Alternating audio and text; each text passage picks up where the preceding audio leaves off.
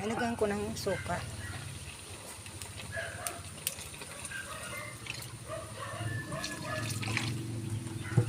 Isdang tulingan po yan, guys. Yung gata yan.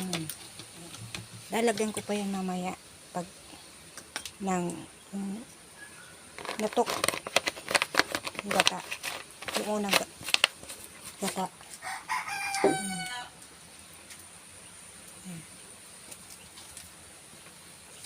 Itong guys, tuturo ko sa inyo paglinis ng tulingan. Yan. Hindi ko yan titigilan hanggang hindi luminaw ang tulingan na kapag hinugasan ko to, di ba madugo ito guys, madugo tulingan, hugasan yung mahigi. Hindi ako titigil hanggat hindi malinaw ang tubig. Matagal ako magbugas nitong isda. Kasi sa Manila, hindi kasi bumibili ito lalo mga mayaman kasi madugo. Yan, dapat linisin ng maigi. 300 ang bilhin nito, mahigit 350 yata eh. So, mahigit 1 kilo to binili. Mahal ngayong tagulan, isda. Dito sa aming probinsya. Nice.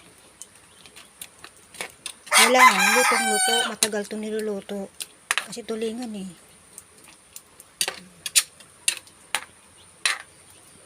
Matipid to sila isda kasi malaman.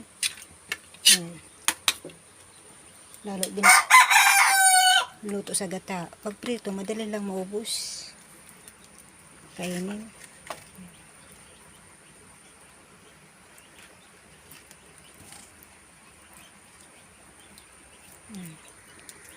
Patutuyuin namin hanggang sa mamantika, guys.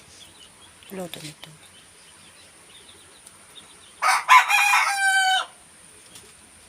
Yan, marami pang sabaw. Kailangan matagal na luto nito para lutong-luto.